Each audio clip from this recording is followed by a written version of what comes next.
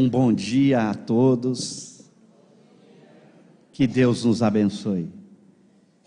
Como é bom estarmos de volta, depois de ouvirmos tantas canções, palestras em torno do Espiritismo.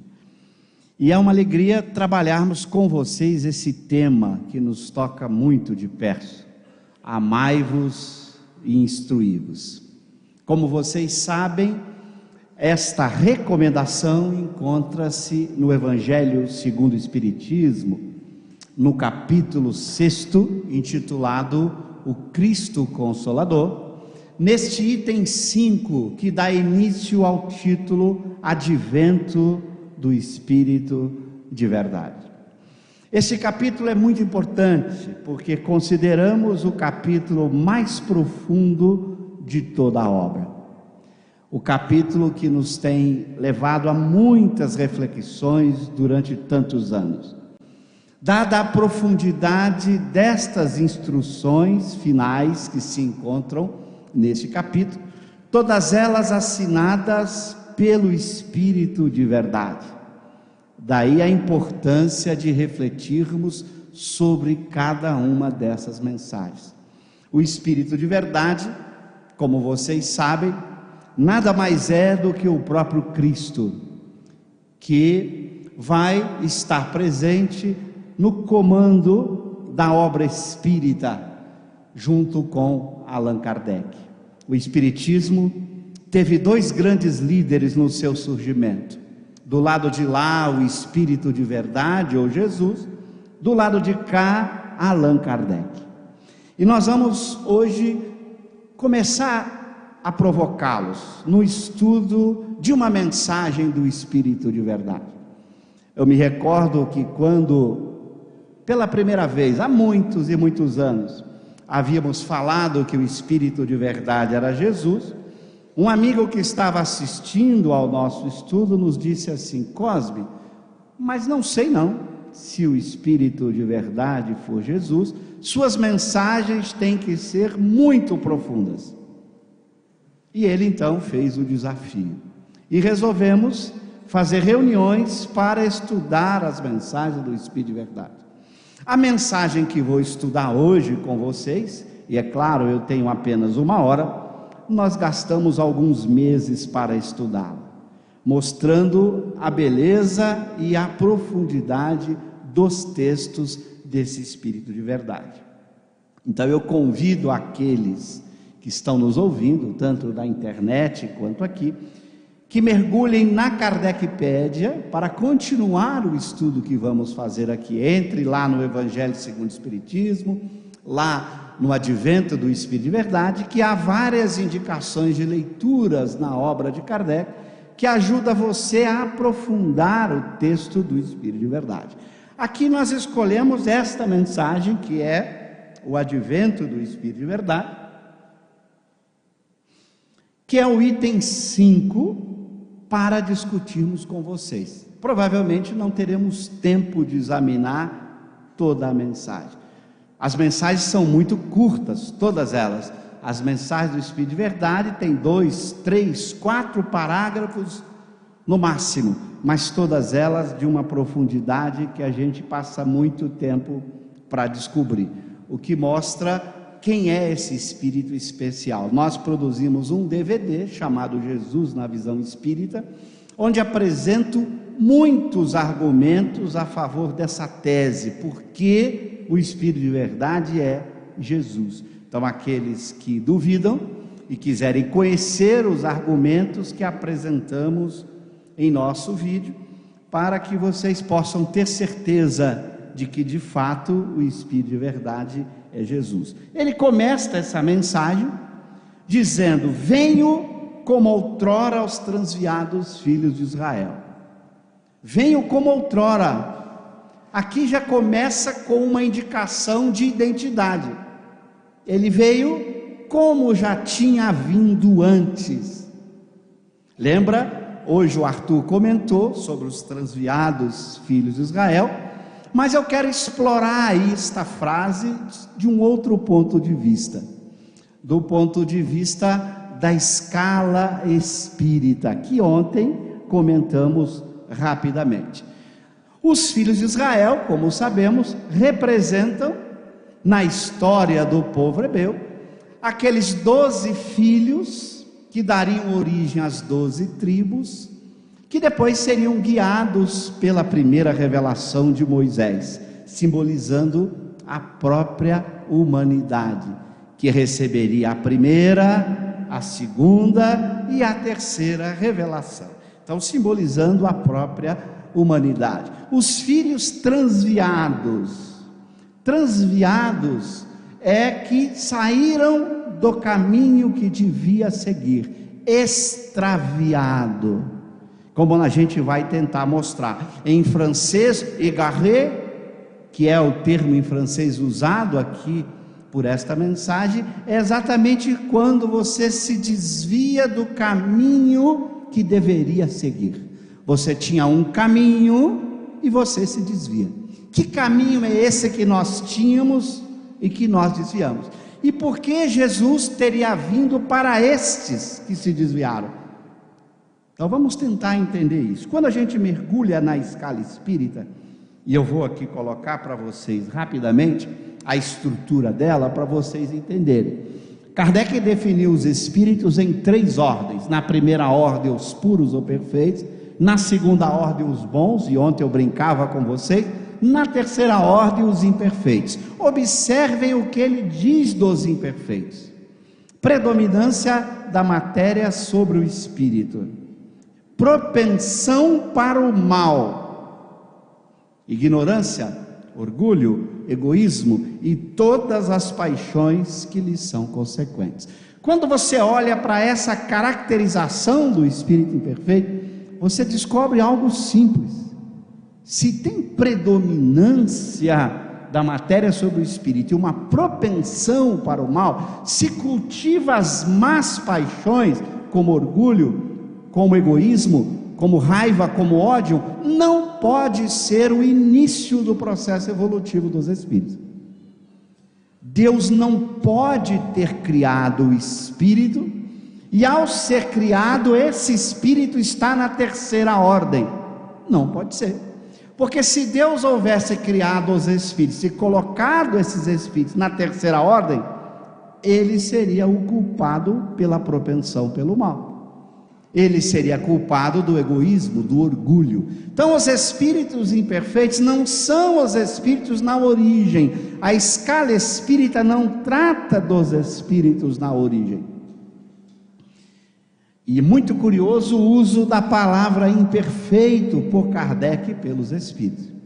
Imperfeito aqui não pode ser lido como adjetivo, porque se você lesse como adjetivo, você teria 2 problemas. O primeiro problema, só poderia ter 2 ordens: os imperfeitos e os que não são imperfeitos seriam perfeitos. Só poderia ter perfeito e imperfeito, mas tem 3 ordens.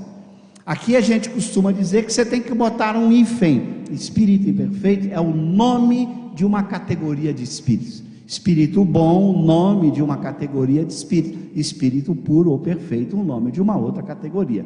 Então essa é uma primeira razão, porque eu não posso ler a palavra imperfeito como adjetivo. E tem mais ainda, você não pode dizer assim: Deus criou espíritos imperfeitos. Bom, não, impossível.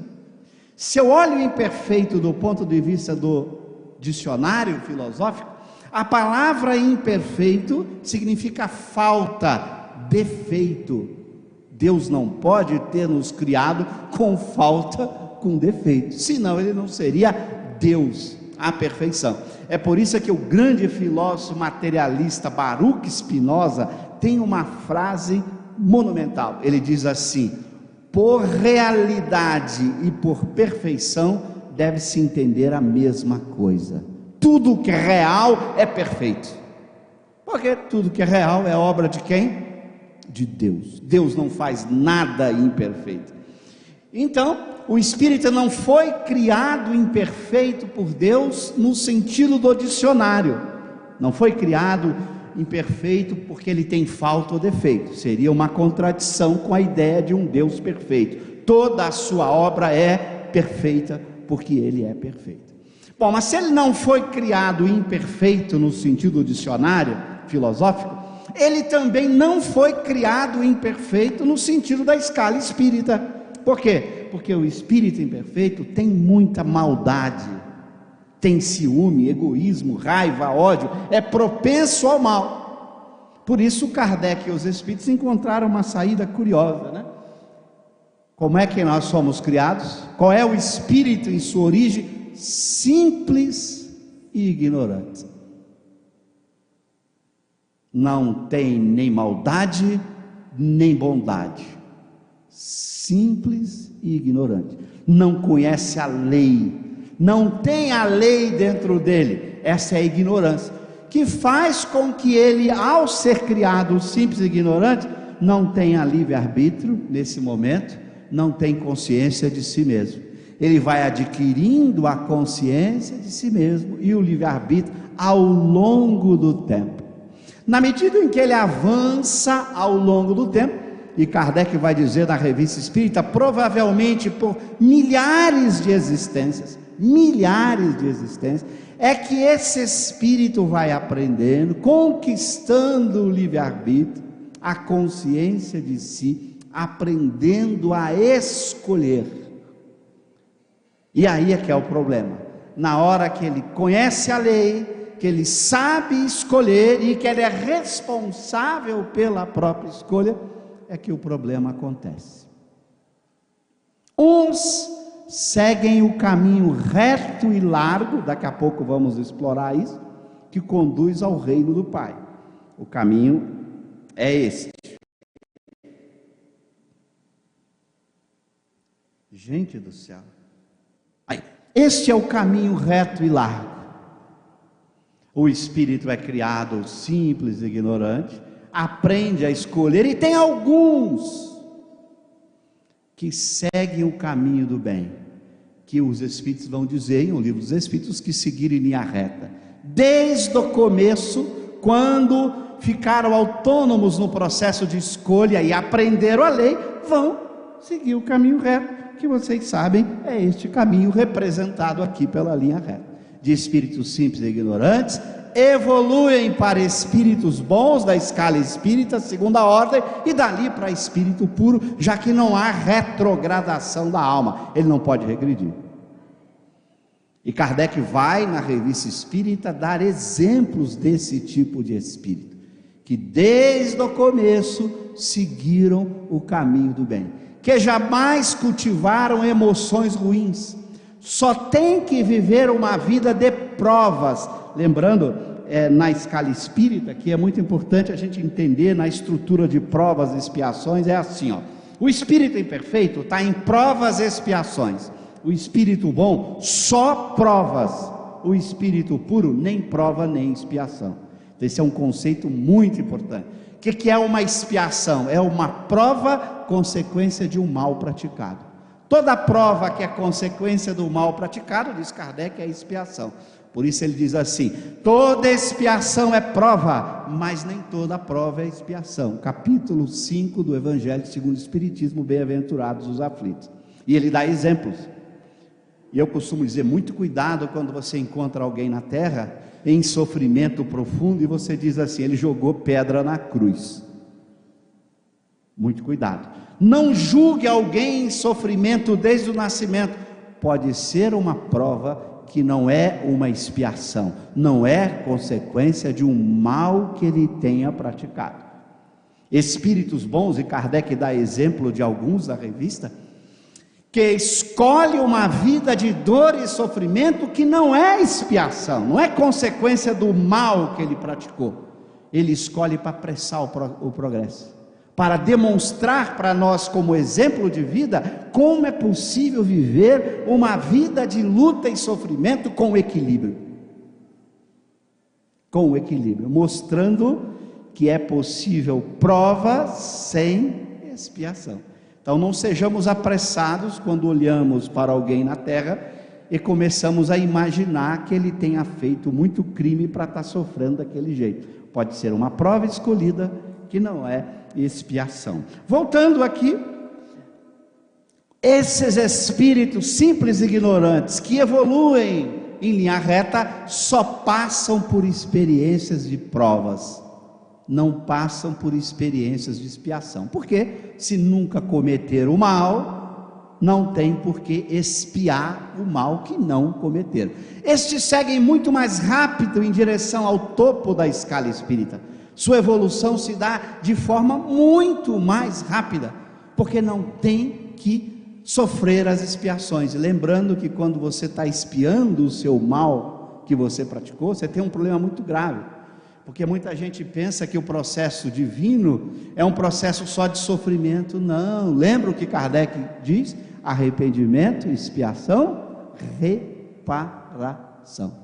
Você faz o mal praticado, sofre as consequências e vai embora, você vai ter que reparar todas as consequências desse mal que você praticou. Isso pode levar muito tempo. Imagina que você assassina alguém, você vem numa vida e é assassinado e está tudo quieto. Seria fácil demais, né? Eu matei alguém, reencarno e peço para Deus me dar um contexto em que eu sou assassinado. E aí? Mas o que aconteceu quando eu matei aquela pessoa? Quais as consequências disso? O que aconteceu com a família dessa pessoa que perdeu aquele pai que a sustentava, que ajudava e que orientava os filhos? Eu vou ter que reparar o mal praticado, e isso pode durar muitas existências corporais. Então o processo expiatório atrasa e muito o processo evolutivo do espírito. Agora veja que coisa curiosa. Eu vou dizer aqui, nós, embora não sei se está o mesmo pessoal de ontem à noite. Alguém aqui não tem nenhum sentimento ruim, nunca teve? Lembra ontem eu perguntei, vocês sentem pelo menos de vez em quando ciúme, inveja, mágoa, raiva, ódio, tristeza? O que vocês responderam? Então eu posso continuar falando nós sem ofender ninguém, ok? Então nós fizemos um caminho diferente. Nós escolhemos, de espíritos simples e ignorantes, escolhemos o mal, o erro. Viramos espíritos imperfeitos da escala espírita, por nossa livre vontade. Então não fomos criados na terceira ordem, evoluímos para a terceira ordem. Mas você vai dizer, como evoluímos? Você saiu de nada para alguma coisa, como Kardec vai explicar na Revista Espírita. Essas conquistas que você dá no espírito imperfeito é um avanço em relação à origem, nunca há retrogradação da alma. Mas nós somos esses filhos desviados do caminho reto, os transviados. Ao invés de seguirmos aquele caminho lá dos espíritos bons, nós seguimos o caminho e entramos na terceira ordem, a ordem dos espíritos imperfeitos. E são para estes, para nós, que o Espírito de verdade venho como outrora, para vocês. Porque eu pergunto a você, Jesus precisava vir se só tivéssemos espíritos bons na terra? Espírito bom só cultiva o amor, boas emoções, só faz o bem, só pratica a lei de Deus. Jesus não veio para eles porque eles não precisavam dele. Ele veio para nós, os transviados, filhos de Israel, que extraviamos do caminho reto e caímos na terceira ordem. Tem gente que é mais esperta, né? Cai na terceira ordem, demora um tempo curto e volta. Não é preciso ficar na terceira ordem durante muito tempo. Há espíritos que escolheram o erro, viveram a experiência desse erro e falam, opa, e abandonam já, porque acumularam poucos vícios no começo. A gente vai acumulando vícios, orgulho, ciúme, inveja, mágoa, raiva, ódio. Na medida em que eu acumulo uma quantidade de vícios, eu tenho que eliminar todos eles, porque eu não vou para a segunda ordem se ainda tiver emoções ruins. Mas eu posso ir para a segunda ordem. Olha lá, eu posso sair de espírito imperfeito, voltando para o caminho reto e largo que conduz ao reino de meu Pai. Estou demorando aqui, porque vocês vão ver que vários trechos da mensagem do Espírito de Verdade que vamos explicar, eu já estou explicando aqui. Então nós vamos ganhar tempo mais adiante. Veja que ali de propósito nós colocamos as duas setas diferentes. A seta de cá muito larga, a seta em linha reta muito larga, e a seta de espírito imperfeito para espírito bom estreita. como Kardec vai explicar no Evangelho segundo o Espiritismo, ao explicar aquela passagem admirável de Jesus. Reto é o caminho largo é o caminho da perdição, estreito é o caminho da salvação. O caminho reto e largo que nós vamos ver aqui, porque passa todo mundo nele, e você, se tiver nesse caminho reto, você carrega consigo tudo que você leva, tudo que você conquista, você carrega consigo todo o conhecimento adquirido, toda a virtude, todo o bem conquistado. Então o caminho reto e largo, você leva tudo que você conquistou de bom, se você seguiu. Por outro lado, se você vira espírito imperfeito por opção sua, você acumula uma série de vícios que você vai ter que deixar de lado. A carga que você está levando de maldade, de orgulho, de ciúme, de inveja, de ódio, você vai ter que deixar. Poucas pessoas atravessam aquele caminho ali. A gente vai adiando esse processo de transformação.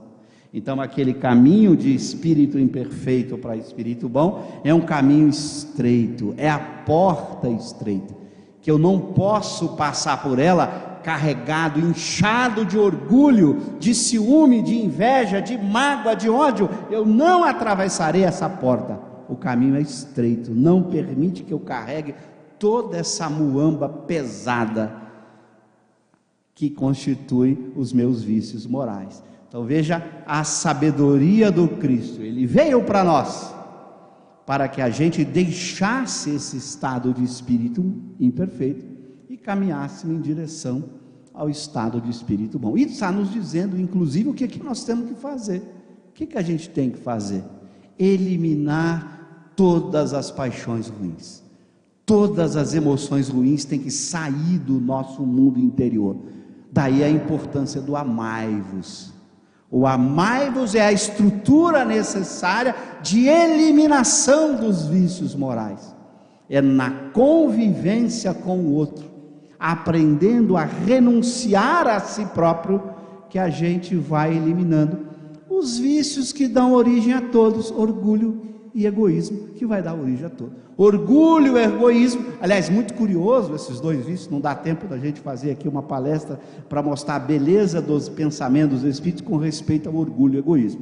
O orgulho é o pai de todos os vícios, ele dá origem a esse filho terrível chamado egoísmo, e a partir daí todos os vícios surgem. Mas isso é uma outra palestra para mostrar como os Espíritos foram lúcidos em botar o orgulho como o pai de todos os vícios, inclusive do próprio egoísmo, que nós temos que eliminar. Então esse pai orgulho com esse filho terrível egoísmo dão origem a tudo. Por isso a importância do amor.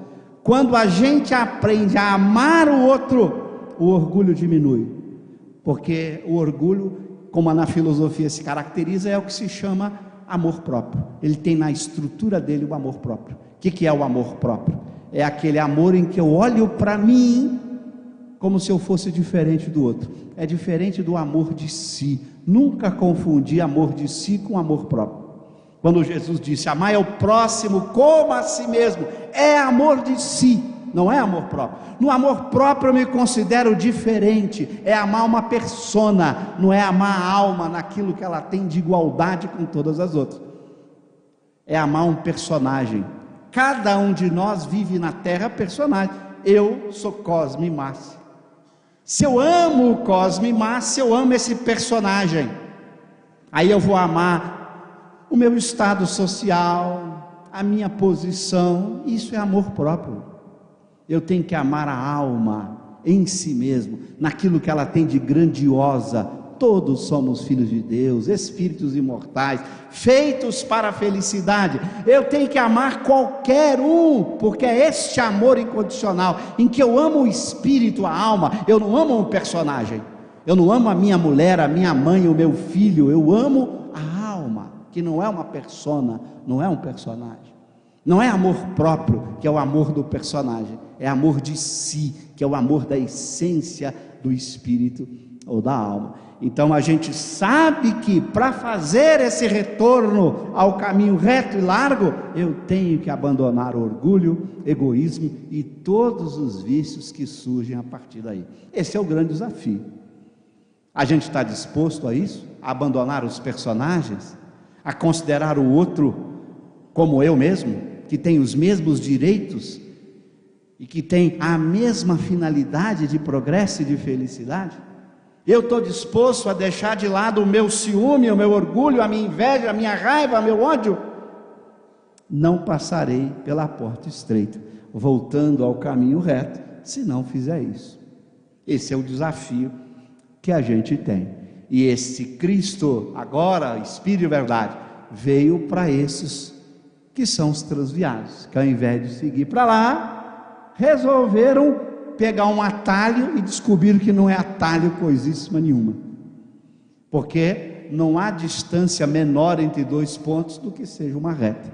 Quem estudou geometria plana sabe disso, a menor distância entre dois pontos é uma linha reta. Mas isso vale também nas geometrias não euclidianas, porque elas definem a reta numa geometria que não seja euclidiana, também pela menor distância entre dois pontos. Se você tiver numa geometria esférica, por exemplo, se você pega dois pontos na superfície de uma esfera, a menor distância que une esses dois pontos é chamada de círculo máximo, que é a reta numa geometria não esférica, não euclidiana, uma geometria esférica. Então a menor distância entre dois pontos é esta linha reta. Por isso a metáfora da linha reta faz todo sentido. Quando você se desvia, você aumentou a distância. Você vai demorar mais para chegar, mas está nas nossas mãos. Quanto tempo eu vou ficar aqui como espírito imperfeito? Depende de você. E veja que a escala espírita não fala em progresso intelectual, hein? Muito importante. Para esta passagem não. O que diferencia o espírito bom do espírito imperfeito não são os valores intelectuais, é o desejo do bem. Podemos voltar para vocês verem na escala espírita, são as boas emoções, é o nosso primeiro objetivo. Claro que de espírito bom para frente, as conquistas intelectuais, as faculdades são fundamentais. Mas para fazer a mudança da terceira para a segunda ordem, Deus não perguntará a você se você sabe física, matemática, química, biologia ou filosofia.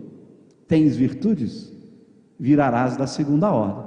Tem vício? Continua na terceira.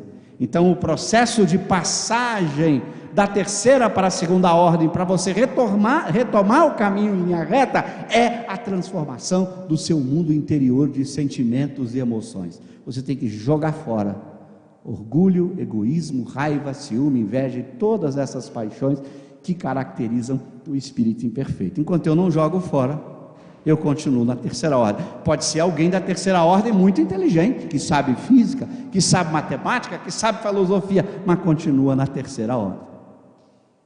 Não saiu do processo da escala espírita da terceira para a segunda ordem. Claro que é melhor ser um espírito imperfeito com muita cultura do que não ser um espírito imperfeito ignorante das ciências e da filosofia. Claro que é melhor, mas essa melhora não é suficiente na mudança da escala, e mais ainda, não permite que você abandone mundos de provas e expiações.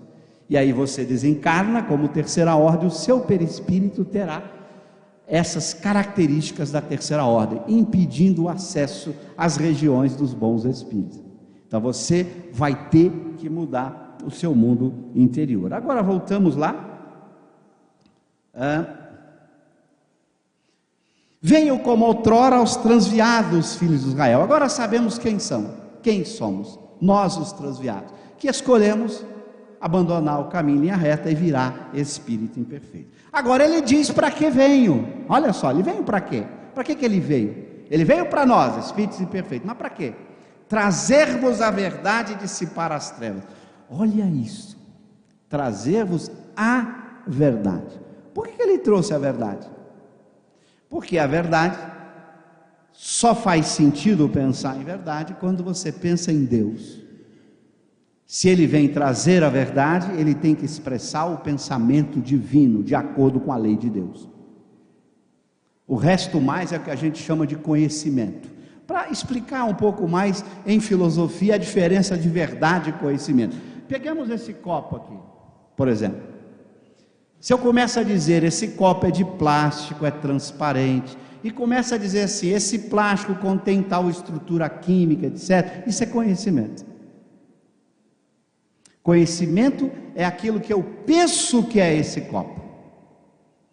O que eu penso que é esse copo? É resultado de teorias que eu formulei e estudei. Isso é conhecimento. Sempre um ponto de vista apoiado em teorias da química, da física, etc, etc. Agora, se eu perguntasse para você, mas na verdade o que é esse copo?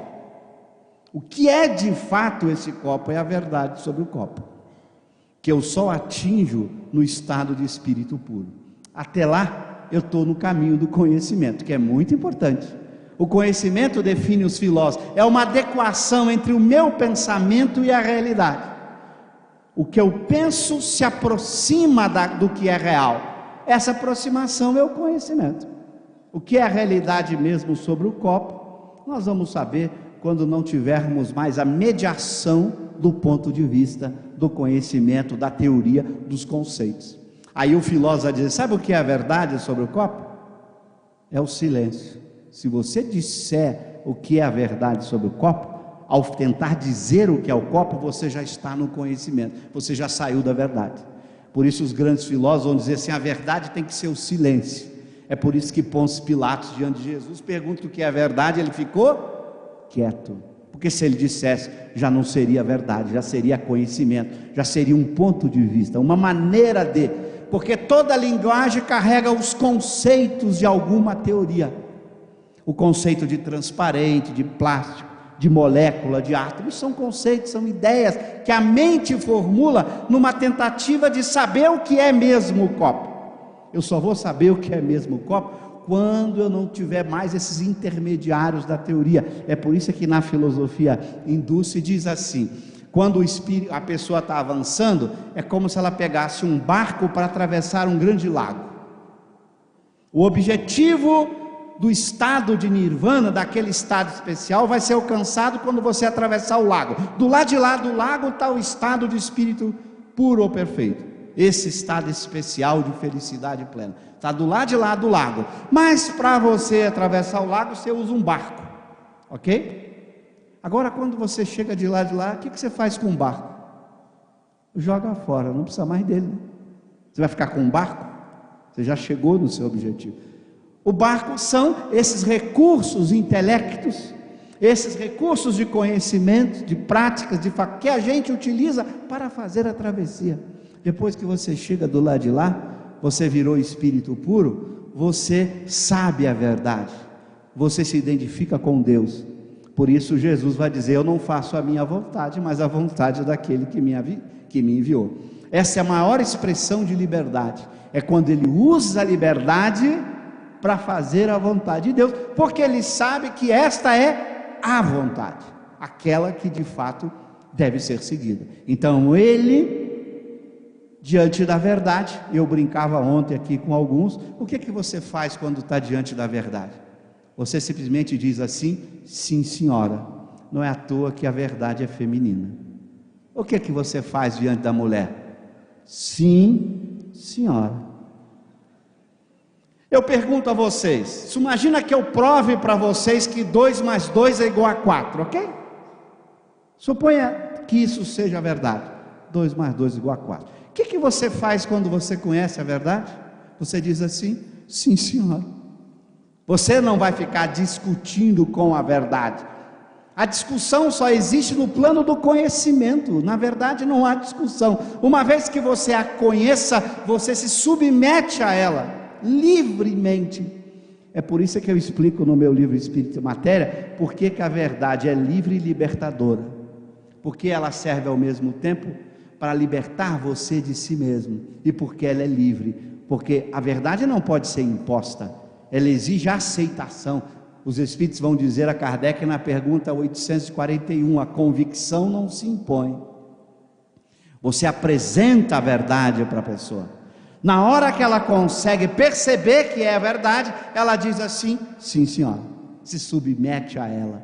É o que ocorre quando o espírito atinge o estado de espírito puro, em que ele reconhece Deus, a verdade plena. Ele simplesmente se submete a essa verdade. Então é esse estado especial que Jesus nos traz. Trago a verdade, ponto.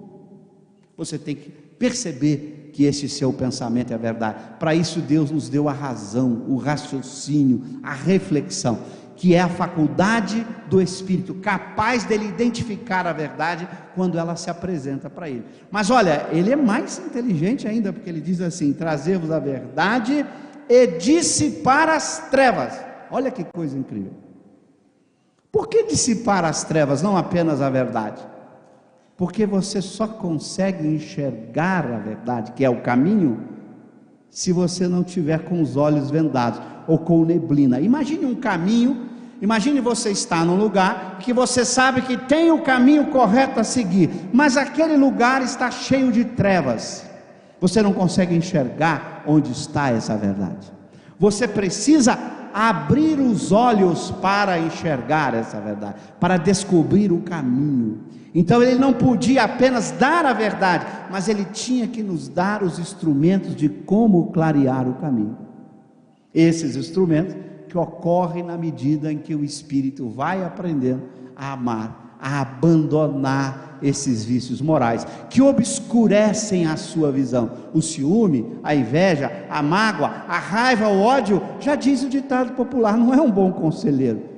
Já parou para pensar quantas decisões com raiva e com ódio você toma e depois você fala: meu Deus, que burrice, escolhi o errado, porque eu estava cego pela raiva, pelo ódio, pelo ciúme, pela inveja. Essas paixões criam nuvens, escuridão em torno de nós, que dificultam a percepção do caminho correto.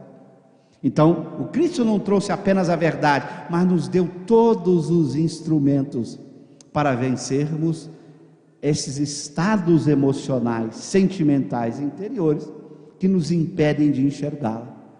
Daí a importância do amai-vos em primeiro lugar, para que a instrução seja correta, adequada, para que você veja a verdade, que é o papel da instrução, te apresentar a verdade, mas é preciso estar com a mente aberta, é preciso evitar o orgulho, porque o orgulhoso acha que já sabe. Se ele acha que já sabe, ele não vai aprender, porque ele acha que já sabe. Ele precisa ter essa postura de estar com a mente aberta e clara. Essa postura fundamental que só a virtude da humildade nos oferece, e que eu vou conquistando nesse ato de amar o outro, de ouvir o outro, de prestar atenção no outro. Toda a construção científico-filosófica é coletiva. Nós vamos daqui a pouco, se der tempo, explorar um pouquinho isso na mensagem seguinte. Aí ele continua: escutai-me. Olha que frase incrível, que convite importante, escutai-me. Eu tenho certeza que durante esses 30 minutos aí que eu já estou falando, acho que está isso, muita gente foi pensar na sua casa, na sua família, no que vai fazer depois, né? E certamente perdeu algumas frases do que eu estou falando. É óbvio que no meu caso é fácil entender, porque vocês se dispersam, ficam chato, ele não está falando muito claro, ele pode estar sendo confuso, então você dá uma viajada, ok? Mas todas as vezes que você deixa de escutar, de prestar atenção, você perde a oportunidade de aprender, não é assim? Olha o convite dele: escutai-me. Gente, prestar atenção no seu ensinamento, parar tudo o que está fazendo e se colocar por inteiro. Este é o convite.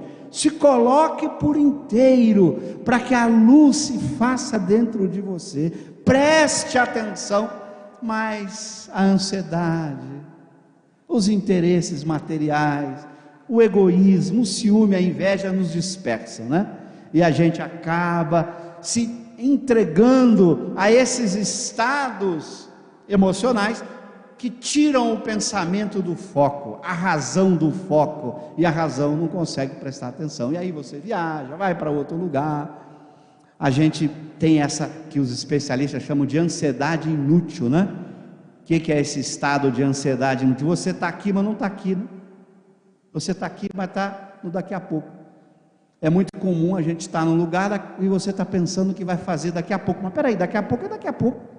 Por que você não está por inteiro agora?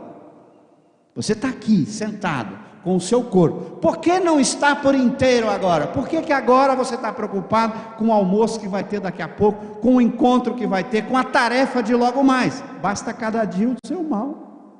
Agora o mal é aguentar o cosmo. Paciência, culpem o Ismael que fez o convite. Mas concentre naquilo que você por inteiro, já diz o grande poeta Fernando Pessoa, para que você possa escutar o pensamento de Jesus. Pare, reflita, medite, ore ao seu anjo guardião, que ele vai alertar você para prestar atenção. O Espiritismo, como fez antigamente a minha palavra, de novo a prova, né? O Espiritismo hoje, isso aqui foi escrito lá no lançamento do Evangelho segundo o Espiritismo, lá em 1860 e pouco. Então veja, o Espiritismo, como fez antigamente a minha palavra, mais uma prova de identidade. Antigamente a minha palavra, não é a palavra de Jesus, a minha. Ele está falando em primeira pessoa, como ele começou, eu venho como outrora. É mais uma identificação de quem é ele, como fez antigamente a minha palavra, não a palavra do Cristo, a dele, porque ele é o Cristo. Então ele pode falar a minha palavra. Para quê? Tem de lembrar os incrédulos que acima deles reina a imutável verdade. Lembrar os incrédulos. Por que lembrar? Porque a gente já sabia, gente. A gente foi criado simples e ignorante, foi aprendendo a lei de Deus e começou a escolher mal. Nós esquecemos e desprezamos. Esquecemos e desprezamos aquilo que a gente já sabia. É por isso que a consciência nos incomoda quando a gente sente orgulho, tristeza, mágoa, raiva, ódio, ciúme, inveja. Nós já sabemos que isso é equivocado, porque já aprendemos antes. Não somos espíritos novos que estamos na nossa origem, já somos espíritos imperfeitos, velhos pra caramba. Eu me recordo que quando eu refletia sobre essas coisas há muitos anos, ainda na minha juventude, eu fazia um raciocínio assim, típico de jovem. Eu raciocinava assim: gente, eu devo ter essa burrice toda, esses vícios morais, porque eu sou muito novo. Eu devo ter sido criado há pouco tempo por Deus, e é natural então que uma pessoa, um espírito novo, tenha esses vícios, esses defeitos. Então isso era uma forma de me consolar. Um belo dia, isso há muitos anos, estava relendo com atenção o capítulo Há Muitas Moradas na Casa do Meu Pai, do Evangelho segundo o Espiritismo, e me deparo com uma mensagem do Espírito Santo Agostinho, ao falar dos mundos e provas e expiações. A frase que ele disse lá foi um banho de água fria em mim, porque ele diz assim: os espíritos em expiação na terra são exóticos, são estrangeiros, vieram já expulsos de outros mundos. Eu falei: meu Deus, eu sou mais velho do que estou pensando, porque se eu já fui expulso de um mundo de provas e expiações para vir para esse, eu já não dei conta de me transformar naquele mundo. Eu sou muito mais velho do que eu possa imaginar. Então nós esquecemos, precisávamos ser lembrados. Gente, nós somos uma alma imortal, que já sabemos o caminho a seguir, e lembrar a esses incrédulos que não acreditam. Aí vem o pensamento que acima deles reina a imutável verdade. O materialismo tomou conta do pensamento humano há muito tempo, e nós continuamos materialistas. Não vem dizer assim: não, eu sou espírito, eu acredito na alma. Acredita mesmo? Acredita mesmo? Para pensar. Se eu acreditasse mesmo na alma, que eu sou um espírito imortal, eu continuaria sem me esforçar? Eu continuaria valorizando tanto a vida corporal quanto a gente valoriza, porque a gente é capaz de se matar por um patrimônio material. A gente é capaz de prejudicar o outro para defender algo que não nos pertence ainda, porque nós recebemos por empréstimo a vida corporal. Você que fez o seu corpo, você ganhou de presente. Você que fez esse planeta para encarnar, você ganhou de presente. Nós escolhemos aqui e Deus nos permitiu, mas não somos donos disso. Isso aqui é meio para o progresso do espírito. Então o materialismo ainda toma conta da nossa essência. A gente ainda fica duvidando se de fato Deus existe, se de fato nós somos uma alma imortal. Nós somos ainda esses incrédulos, né? Ao invés de ser o sim, sim, não de Jesus, a gente é água morna, né? E eu brinco assim, eu tenho muitos amigos materialistas que sofrem de um problema análogo. Eles são materialistas, mas na hora que a morte se aproxima, pelo amor de Deus, quer dizer, também estão mornos, porque nem são materialistas de fato, porque na hora da crise a dúvida surge e a ideia de Deus, será? E a gente também que é o morno, né? Somos espíritas, mas porém não muito, né?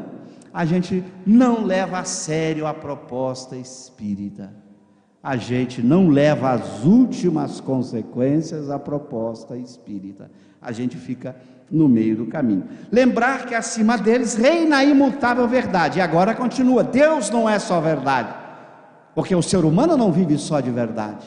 A dimensão da razão não é a única dimensão do ser humano, a razão é a dimensão da verdade.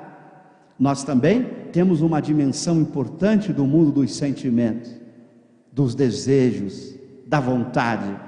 Por isso ele lembra, Deus bom, que trata dessa dimensão especial do espírito. Ele não é só alguém que vive na verdade, ele também sente, ele ama, ele se relaciona com as outras pessoas. Porque para estudar a verdade você podia se isolar num lugar e ficar sozinho, como fazem um matemático. Eu fui matemático durante um tempo, resolvi até problemas em aberto em matemática, ganhei até prêmio por fazer isso, e adorava ficar sozinho no escuro, isolado de todo mundo, pensando em matemática. Nem precisa conviver com os outros. Mas não, Deus bom, nos lembrando a importância dessa convivência amiga, fraterna, dessa relação de amor fundamental entre as pessoas. E lembra mais, o Deus bom e o Deus grande, tão grande, em todas as dimensões da existência que a gente possa imaginar, no infinitamente pequeno ao infinitamente grande. Por isso ele lembra que faz germine as plantas e se levantam as ondas. Na dimensão microscópica ele é grande, na dimensão macroscópica Deus é grande, ele é grande em toda a parte. Reconhecer isso, que você foi criado por este ser especial, que nós denominamos Deus, grandioso, bom, justo, a própria verdade. Com isso você se submete a Ele, numa atitude que eu comentava ontem, de louvor e agradecimento, de louvar e agradecer, porque você reconhece essa grandiosidade do Criador. E ele continua, revelei a doutrina divina, ou divinal.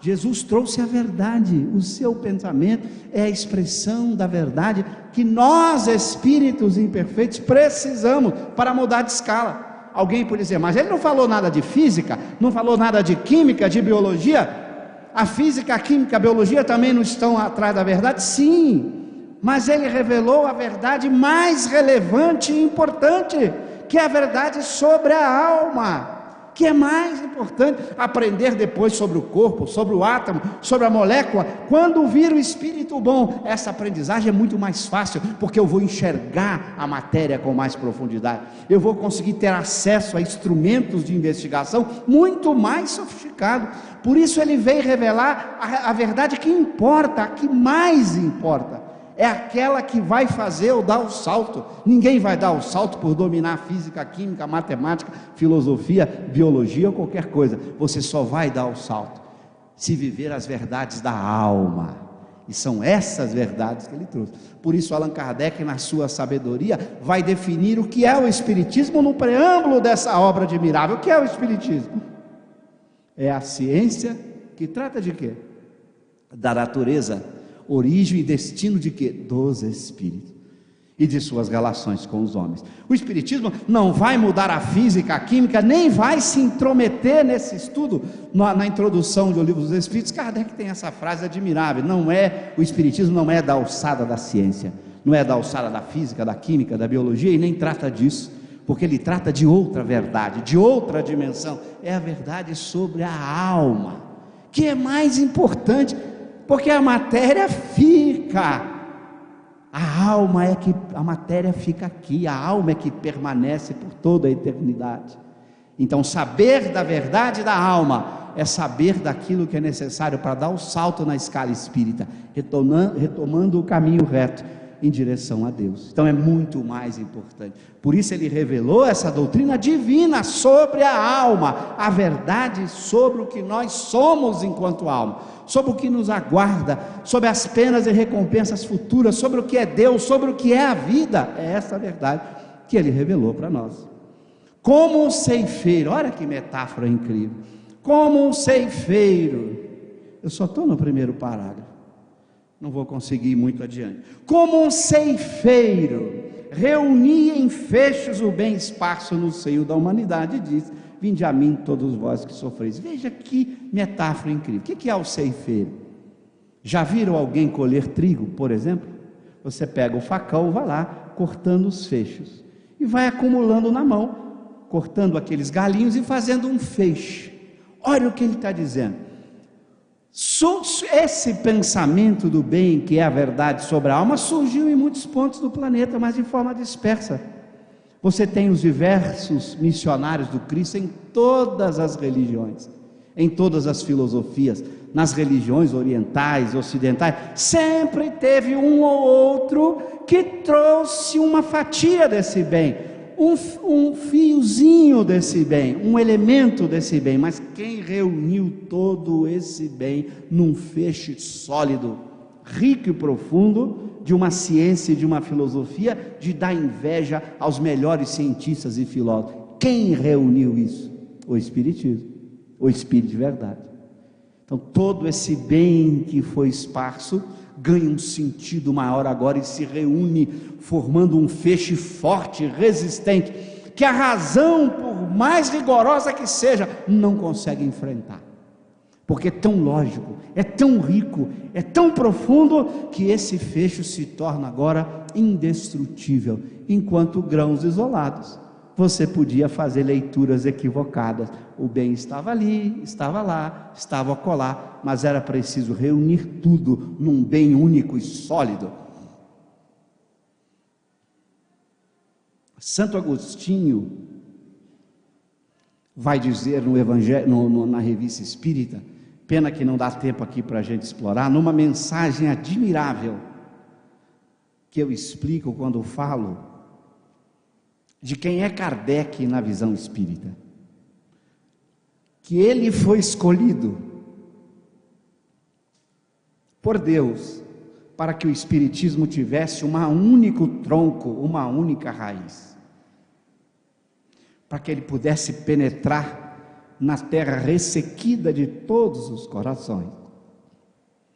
Mesmo o mais exigente e rigoroso materialista não resiste à lógica, à profundidade do pensamento de Kardec e dos Espíritos, que é a expressão do pensamento do Espírito de verdade. Então era necessário que todo esse bem que for espalhado e ao mesmo tempo inaproveitado, porque cada um deturpava, cada um tinha dele uma compreensão diferente, que fosse reunido num todo sólido, rico e profundo, que é o que a gente encontra no Espiritismo. E quão pouco às vezes valorizamos isso, né? Temos, nós que tivemos a oportunidade de conhecer o Espiritismo, de ter nas mãos esse fecho tão bem articulado, e a gente às vezes não valoriza devidamente. E ao ter esse feixe de verdade, eu consigo responder a uma das perguntas mais importantes que nós nos colocamos, a pergunta sobre a dor e o sofrimento. Ao longo da história da humanidade, os mais difíceis argumentos colocados pelos filósofos materialistas contra a ideia de Deus é a dor e o sofrimento.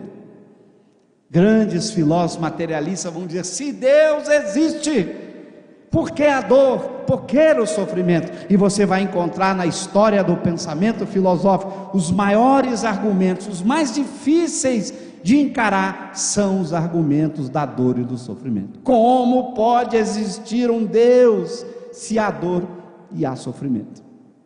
Quando a gente está diante do fecho extraordinário que é o Espiritismo, na expressão desse Espírito de verdade, nós temos resposta que nos atende a isso. Vinde a mim todos vós que sofreis.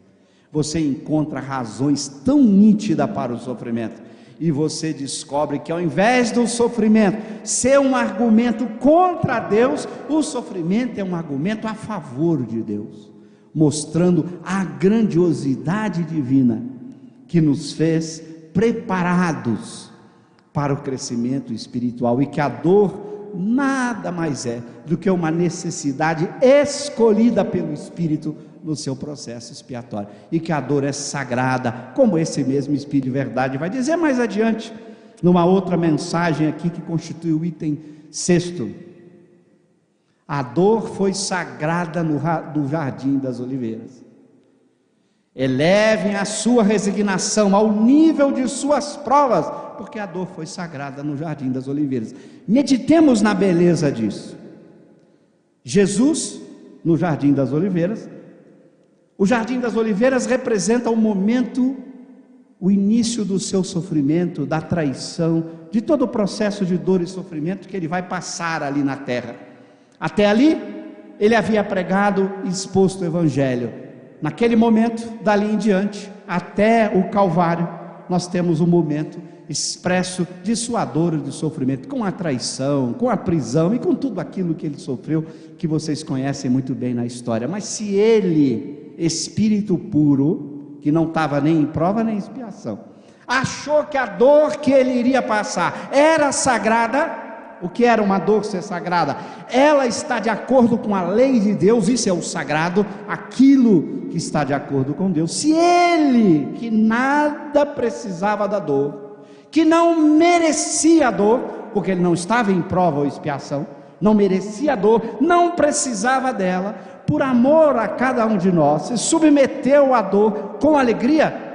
O que nós vamos dizer que precisamos da dor, que merecemos a dor, porque estamos em prova e expiação? Para nós, a dor vai ter muito mais sagrada ainda. Nós temos que dizer: Senhor, muito obrigado por essa experiência de dor e sofrimento. Faça com que a minha resignação, como eu explicava ontem, esse consentimento do coração, me dê forças para encarar com alegria todas as dificuldades do caminho, porque hoje sei, por esse fecho extraordinário que é o Espiritismo, a importância da dor na vida do espírito imperfeito, como ela é um instrumento poderoso de crescimento espiritual. Então essa dor recebe uma razão, uma lógica, em que agora, ao invés de ser um argumento contra Deus, o sofrimento passa a ser um argumento a favor de sua justiça, de sua bondade, do seu amor por todos nós, que nos dá os instrumentos para a gente voltar para o caminho reto que nós escolhemos. Ele não nos fez para sermos espíritos imperfeitos da escala. Nós podíamos ter seguido o caminho em linha reta, onde a expiação não estaria presente, mas a gente resolveu, dar essa guinadinha para a direita ou para a esquerda, para não ter problemas políticos. Mas resolvemos desviar do caminho em linha reta. Nessa hora, Ele nos dá, por amor, a oportunidade de voltar. O sofrimento, os mundos de provas e expiações, constitui esses lugares, esses espaços de bondade divina, para que a gente possa continuar seguindo em linha reta até atingirmos a perfeição. Homens fracos, que compreendeis as trevas das vossas inteligências. Olha que convite curioso. Homens fracos, mas estes que compreendem as trevas da inteligência. Não todos os homens fracos, não todos os espíritos imperfeitos, mas aqueles que já compreendem que estão nas trevas, que não conseguem enxergar o caminho, embora desejam enxergar esse caminho, mas a sua fraqueza dificulta esse processo. Então esses homens fracos, que compreendeis as trevas da vossa inteligência, não afasteis o facho que a clemência divina vos coloca nas suas mãos, para vos clarear o caminho e reconduzir-vos, filhos perdidos, ao regaço de vosso Pai. Gente, não vamos afastar esse facho que Deus nos coloca nas mãos, o facho do espiritismo, da crença espírita, que é a expressão do pensamento de Jesus. A gente tem esse facho.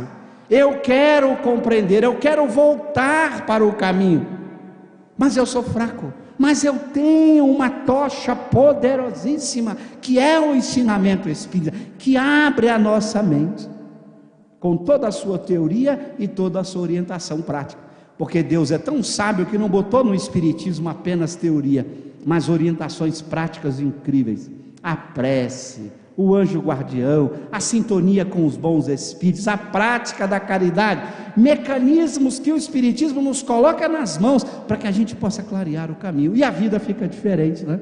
Você olha para a dor diferente, você olha para a dificuldade de forma diferente, você olha para o mundo diferente, porque agora você tem a tocha do conhecimento espírita, clareando tudo aquilo, para que você possa ter clareza e compreensão melhor da realidade em que você vive. Então aqui ele está nos fazendo esse convite, não vamos afastar esse facho. E eu lembro de uma outra mensagem mais adiante nesse capítulo do Espírito de Verdade, em que ele diz assim: o espiritismo é o supremo apelo de Deus aos homens.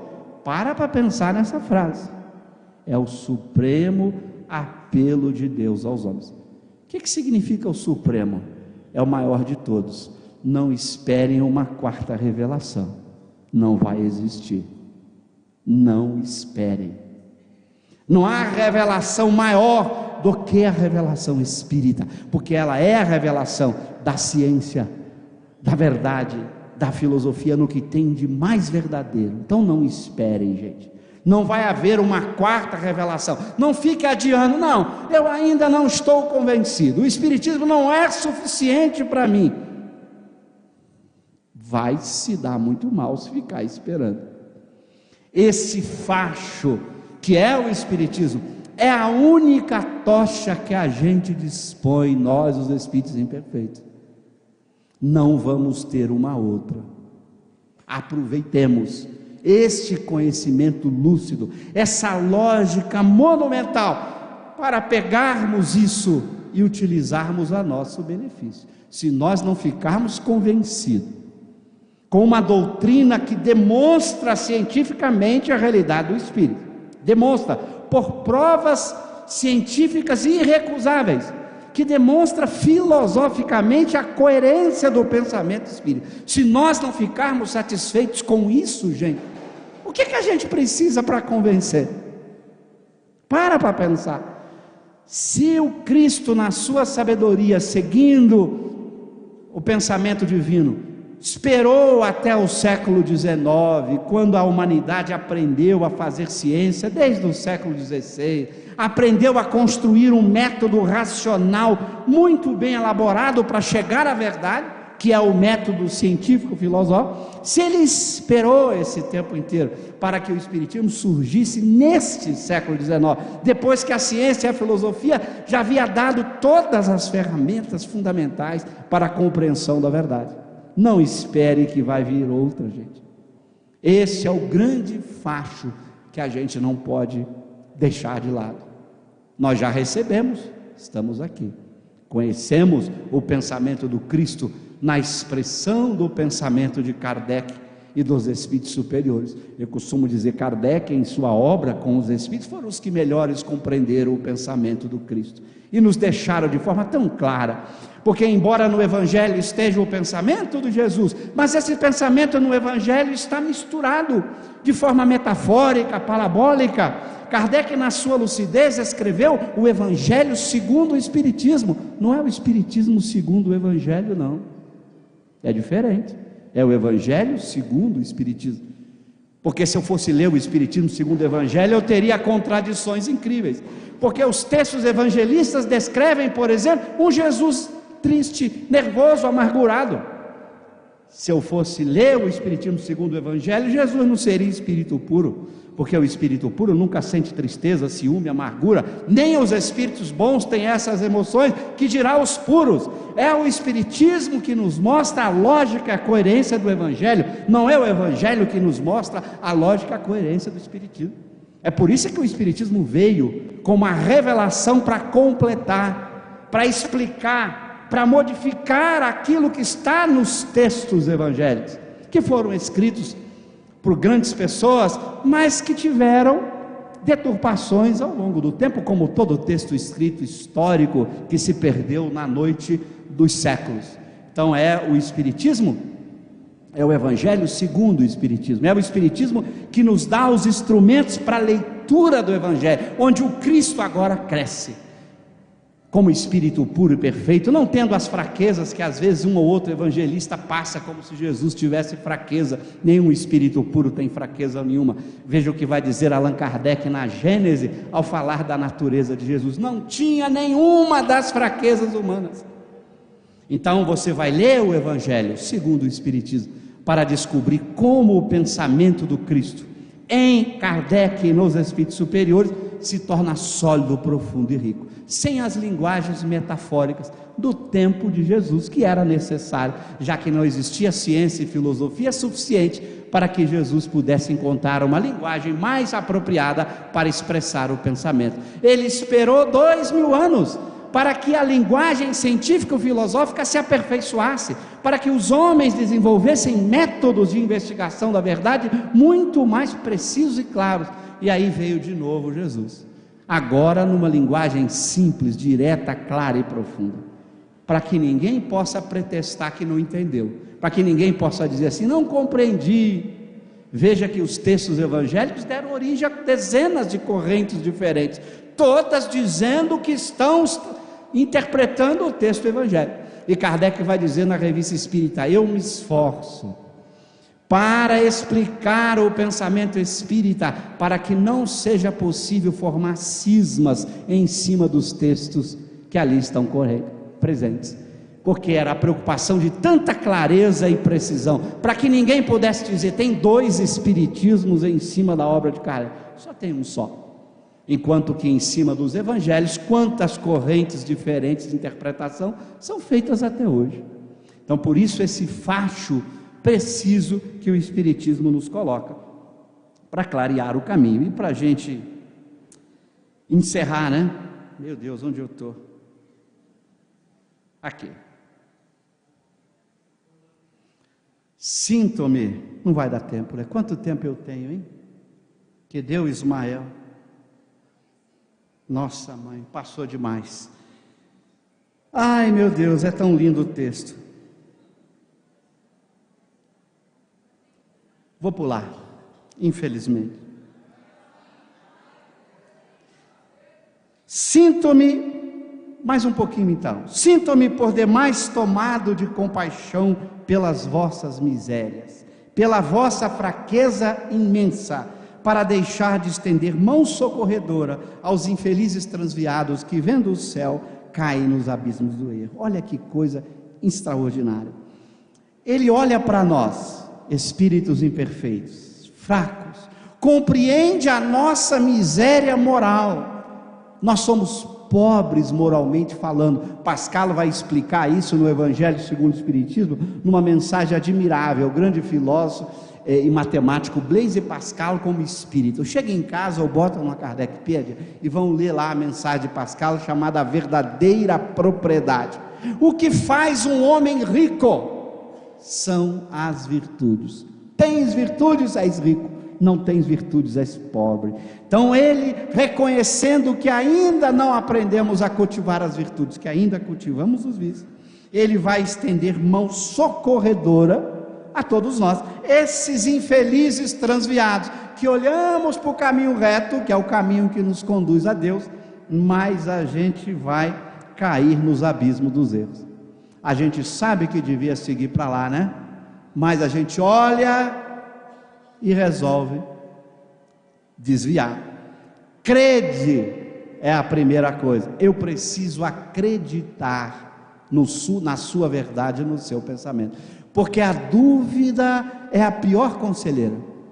Porque nós dizemos em filosofia: na dúvida não decida, não escolha, né? Se eu tenho dúvida, eu paro. A dúvida é paralisante, se ela não for provocadora de reflexão. A dúvida só é importante no jogo da razão e na filosofia, porque sem dúvida não há filosofia. Mas no campo da conduta ético-moral, se eu tiver dúvida, eu paro.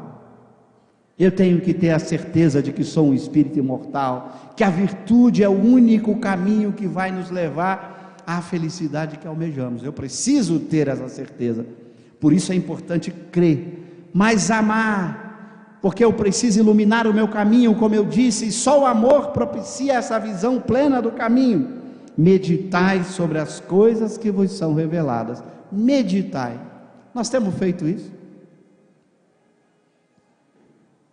Nós lemos um texto como esse, que tem uma riqueza tão grande, a gente para meditar? Para refletir sobre esse texto? Sobre o pensamento? Já pararam para pensar que na obra de Kardec estão as mensagens mais ricas e profundas de toda a história da humanidade? Para pensar nisso. As mensagens mais ricas e profundas de toda a história da humanidade estão apresentadas na obra de Kardec. Ali está Espírito de verdade, Jesus, de forma clara, profunda e rica. Ali estão os grandes espíritos superiores, seus emissários. E a gente acha que vai ler superficialmente, sem meditar, sem refletir, para extrair dali a beleza do seu pensamento, do seu conteúdo. Meditai sobre as coisas que vos são reveladas. Agora vem a recomendação fundamental: não mistureis o joio com a boa semente, as utopias com as verdades. É o que a gente tem feito. A gente ainda não consegue separar muito bem o que é o bem do que é o mal, o joio da boa semente. A gente, pelo orgulho, pelo egoísmo, trabalhamos mais o nosso interesse, e o nosso interesse nos dificulta a identificar o certo e o errado. Do mesmo jeito as utopias, a gente não consegue fazer o raciocínio: meu Deus, isso aí é uma utopia, não é a verdade é simples, a verdade é profunda, e a gente cria sistemas, cria procedimentos complexos, complicados, para tentar entender algo que é simples. O pensamento dos espíritos superiores são simples, profundos, mas são claros e simples. E a gente adora construir sistema, inventar coisas bem sofisticadas, bem difíceis, linguagens complexas. De que adianta isso? Só nos atrasa no processo evolutivo, só nos dificulta a caminhada. A gente vai chegar a essa conclusão nas nossas meditações da obra de Kardec. Não tem, quantas palavras novas tem Kardec? Muito poucas, né? Perispírito, espiritismo, algumas classificações da mediunidade. É uma doutrina simples, não ficou inventando uma tecnologia sofisticada que só filósofos, cientistas entendem. O pensamento do Cristo está apresentado numa linguagem que todo o mundo entende.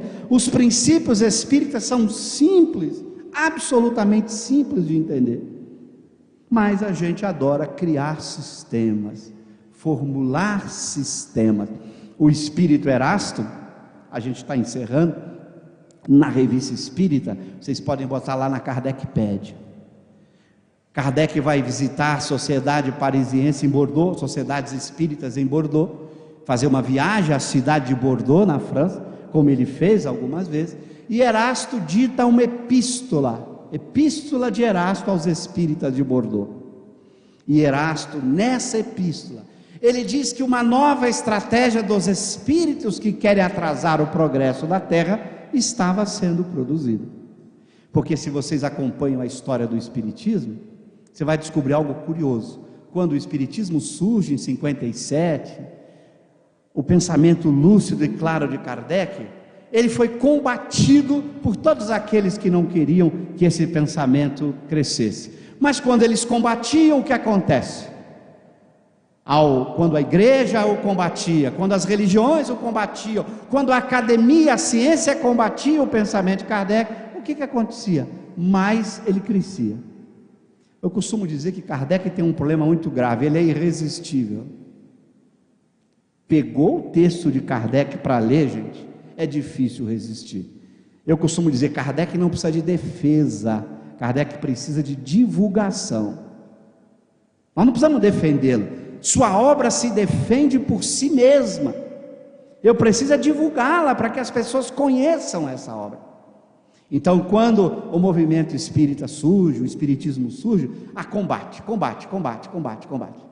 E aí combatiam as pessoas que estavam ouvindo o combate. Bom, quem é esse cara que estão batendo tanto nele? Que livro é esse que estão batendo tanto nele? Iam ler a obra de Kardec, não resistia. A lógica, o argumento simples, profundo.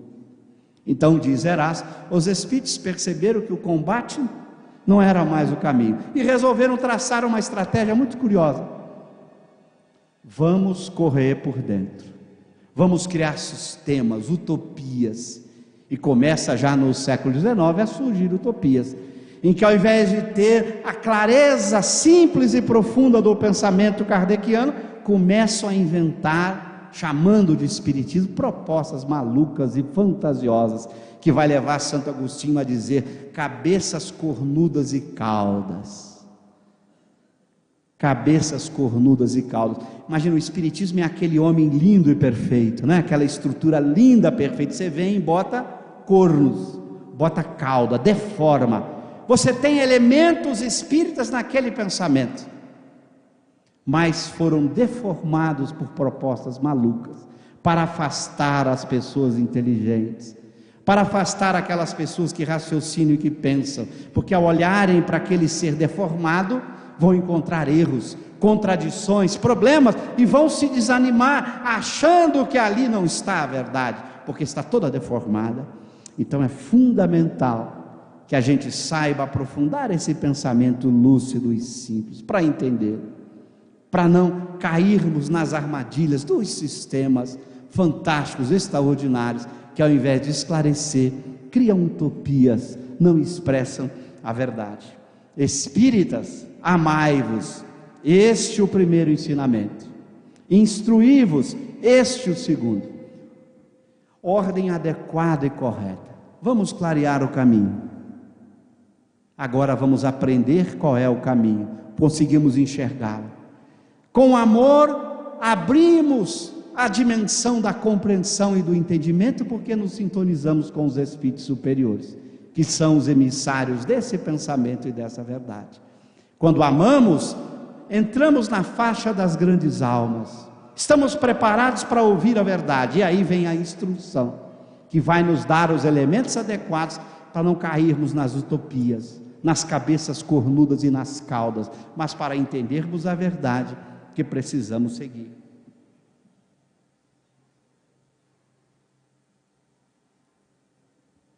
No cristianismo encontram-se todas as verdades, que foi o papel do espiritismo mostrar. Em germe ali estava o pensamento de Jesus, que precisamos eliminar aquelas coisas que os homens colocaram, deturpando esse pensamento, mas ali está a verdade, que se encontra de forma clara na obra espírita. São de origem humana os erros que nele enraizavam.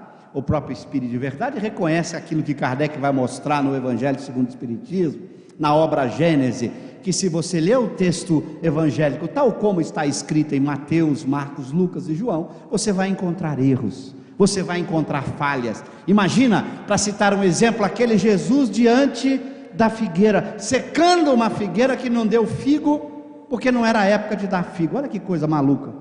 Se a figueira não podia dar figo porque não era a época de dar figo, ela tinha que ser recompensada, porque ela estava cumprindo a lei de Deus, não é?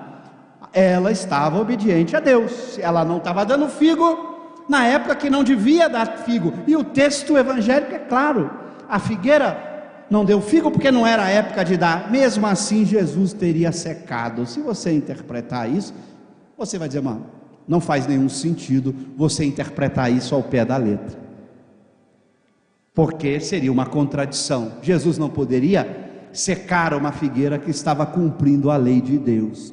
Então é necessário tirar os erros humanos que foram introduzidos no texto, aquele Jesus raivoso, aquele Jesus que pede a Deus para afastar de si o cálice, como se ele tivesse alguma fraqueza humana, que não estivesse preparado para resistir a tudo aquilo que ele já sabia antes que passaria, porque quando escolheu encarnar no mundo de provas e expiações, a nosso benefício e não a benefício dele, porque ele de nada precisava, ele já era espírito puro, mas por amor, por obedecer à lei de justiça, amor e caridade, Jesus encarna entre nós, sabendo que ia passar por tudo aquilo muito antes. Ele estava totalmente preparado, não era um espírito imperfeito, nem mesmo bom da escala espírita, era um espírito puro. Então você precisa tirar esses erros humanos que ficaram presentes e misturados com as verdades do seu pensamento, que foi o trabalho do Espiritismo, de Allan Kardec, dos Espíritos, mostrar o que naquele pensamento era verdadeiro, era o diamante rico e profundo, tirando esses erros humanos que foram introduzidos. Eis que do além-túmulo que julgáveis o nada, vozes vos clamam, irmãos, nada perece, Jesus Cristo é o vencedor do mal, sede os vencedores da impiedade. Eu pulei o parágrafo que trata da impiedade, porque não dava tempo. Mas o que é impiedade? Em português nós temos um grande problema com a palavra piedade, porque ela tem duplo sentido. Piedade significa compaixão, não é assim? Eu estou com pena da pessoa, é a compaixão diante do sofrimento humano. Mas piedade também significa devoção. Pio é devoção.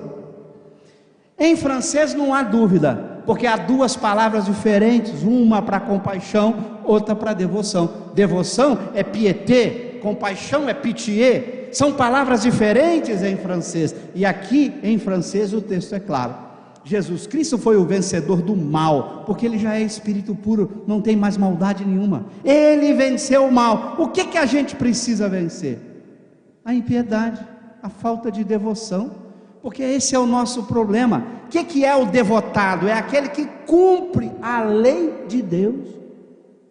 Nós precisamos cumprir a lei de Deus para retornarmos ao caminho reto que conduz ao reino de nosso Pai. Nós ainda temos o mal em nós, ainda somos espíritos imperfeitos. Precisamos agora vencer a impiedade, começarmos a ser devotos a Deus, seguir o seu mandamento, cumprir a sua lei, tal como se encontra no texto do Espiritismo. Cumprir o que está escrito, esse é o nosso desafio, porque o mal vai desaparecendo de nós, na medida em que a gente vai vivendo a lei, dia a dia, praticando essa lei, nós vamos eliminando o mal em nós. Jesus Cristo já o eliminou, porque Ele é Espírito puro, mas cabe a cada um de nós seguir o seu caminho, sermos devotos a Ele, ou a Deus, já que Ele é a expressão do pensamento divino. Com isso, nós convidamos a vocês, todos nós, a continuarmos estudando esse pensamento admirável dos Espíritos, aqui do Espírito de Verdade. Vamos, gente, juntos, compreender Kardec para viver Kardec. Muito obrigado, que Deus nos abençoe.